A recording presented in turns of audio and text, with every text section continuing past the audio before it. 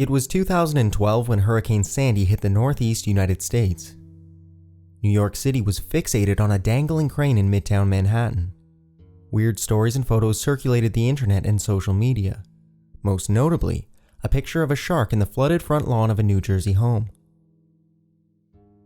One of the more disturbing pictures I saw was of a casket floating down an empty street. I've searched high and low for a copy of that photo, more to prove my story than anything.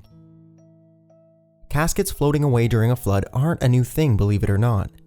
In New Orleans, the problem of airtight coffins popping out of the ground because of heavy rainfall became so bad most graves are now either lined with concrete or built above ground. Before Sandy, this phenomenon was unheard of in the state of Connecticut. I never saw it personally, mind you. I just saw the picture I mentioned and a few stories from the patrons at the bar I used to work at. Problem is, drunks aren't exactly known for their honest storytelling. The story I'm telling you took place the day after the hurricane. The bar I work at is located on the outskirts of Waterbury, Connecticut. My boss called me and asked if I could go check out the place and make sure it hadn't been looted or damaged. I said I would, under the condition that I could drink for free when I got there. He agreed. Not much choice. He was flooded in, and I was in my truck and on my way, figuring I'd spend my afternoon relaxing at an empty bar. There's something creepy about a city the day after a storm. Major roadways are abandoned, streetlights are out. One major intersection I had to go through simply had a stop sign stuck in a Home Depot bucket in the middle of the road, instead of its usual working stoplights. The power was out, so most of the houses I passed were pitch black. Pure silence, with the exception of my truck's engine and the country station I was listening to. Only one word came to mind at that moment: apocalyptic. I pulled into the strip mall where the bar was located. I locked up and moved towards the glass front door. The neon sign outside had been broken in the storm. McKinley's Gin Mill was written in hunter green Gothic type on yellowing plastic. The break in the sign was in the top left corner, where an Irish caricature grinned over a mug of beer. With the top left part of his head missing, the single remaining eye made his smile seem more sinister than sarcastic. I opened up and flipped the switch. The light stayed off. Power's out, signs broken, but I couldn't see any other damage. I grabbed a green Jameson bottle, along with a portable iPod player we kept under the bar, and made my way into the adjoining room. The way McKinley's was set up was as soon as you walk through the front door, you're in the bar room. The room had wood paneling and was decorated with photos, posters, and signs scattered on the walls. Across from the bar was a 5-foot gap in the wall that led to an area with a big screen TV, pool table, jukebox, and a few tables. I put the bottle on one of the tables and set up my iPod.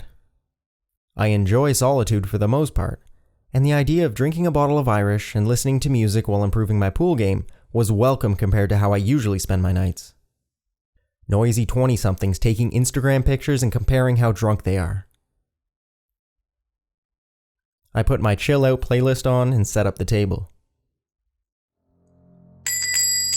I was maybe halfway through my second game when I heard the bell over the front door tingle. I put down the pool cue to the sound of a scraping stool. I walked back into the barroom and saw the man's back. "You got a drink, friend?" he asked in a sing-song voice. I made my way to the shelf with all the liquor bottles. The man was dressed odd compared to our usual clientele. He was wearing a dark black suit, like the guy had just gotten out of church. "What do you want?" I asked. He rapped his knuckles on the wood. "4 Roses bourbon. 3 fingers neat if you don't mind." I reached up to the top shelf and grabbed the dust-covered bottle. I took a clean rock glass from the bottom of the shelf before turning towards the man and pouring the drink. The man grabbed at the glass and I looked up at him. That was the first time I got a real look at him. His suit wasn't Sunday best as I had originally thought. Patches of it had rotted away. It was covered in patches of mud, dirt, and pus yellow stains that shone past the black. The shirt underneath, which had once been white, was now a light brown with the same sickly yellow blotches scattered about. But that wasn't the horrifying part. His eyes were glazed over white, with the only evidence of pupils being putrid milk-colored dots. His skin was pulled tight against his skull like pale cling film. The right side of his face didn't even have that much. The bottom of his right eyeball was visible past a half-rotten eyelid. Cheekbone, jaw, teeth were all visible in a deep yellow color. He sipped the whiskey, and brown liquor ran through the gaps in his teeth. "Damn good stuff," he said with a half grin. I pulled back and the man gave a deep laugh. I know. I look a mess. I caught my reflection in a store window. Don't worry, I don't mean any kind of harm. To you at least. I reached under the bar, my hand wrapped around a sawn-off baseball bat we kept in case of a robbery. "If you use that bat, you better make sure your first hit is true, friend. I don't want to hurt you, but I will." How did he know what I was thinking? Did he check under the bar when he walked in? Did he see the reflection in the mirror? He answered for me. "When you're going on dead 60 years, you start to see things no one else does," he said while pointing at his half-exposed eye. "The eye sees all, I'm afraid. I see your heart racing. I see the bat. I see you, Frank." My fingers tightened around the leather grip. He took another sip. "I don't know how I know either. Please let go of the bat. I just got out and would just like a bit of conversation. Grab a drink, pal. I'm buying." I let go of the bat and tried to feel the shelf behind me. I half swung my hand around until I felt fingers touch glass. I put another rock glass on the bar top in front of me, not wanting to lose sight of the stranger. When a man with half a face who somehow knows your first name asks to have a drink with you, you have 3 options. Option A is to try to kill him. That wasn't a choice if he knew what I was thinking before I thought it. Option B is to scream and run. But to who? The police? "Sorry, officer, but can I trouble you to take care of this zombie in my bar?" "Yes, I've been drinking. Why do you ask?" Option C, have a drink and hope for the best. I poured myself a bourbon and tried to avoid staring at his face. "Go ahead and look," the man said. "Before you ask, I don't know why I'm here. Well, not here. I'm here to have a drink and a conversation.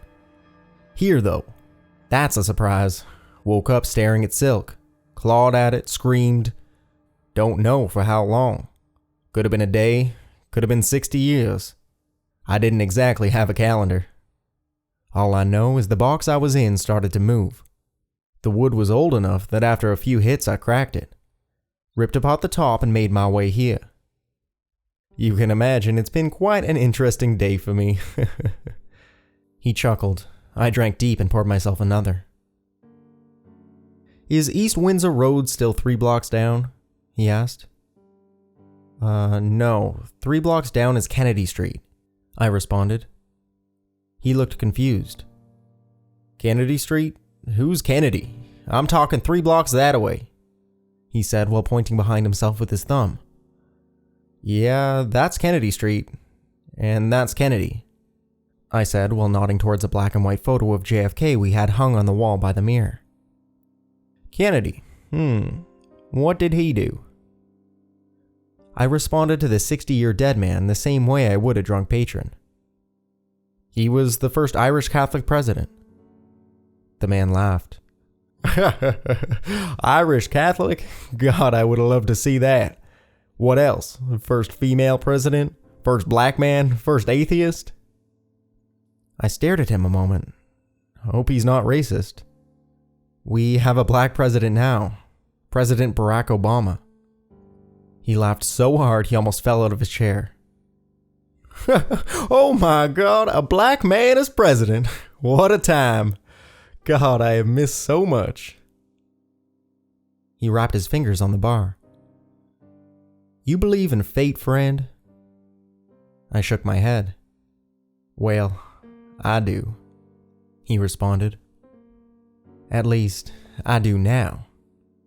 60 years in the earth. Only me to keep me company. I know why, too. My pretty wife, well, I guess my pretty ex-wife, killed me. He shook his head. I knew that stew tasted funny. Anyway, my wife wanted to be with my friend Teddy. I knew at the time they were running around together. One night I go home and eat a nice home-cooked meal. Next thing I know, I'm clawing at the ceiling. He finished his bourbon. Dark brown trails on yellowed bone through gritted teeth. I'll have my revenge. I'm going to walk down Kennedy Street. Go right up to my house, knock on the door and yell, "Honey, I'm home."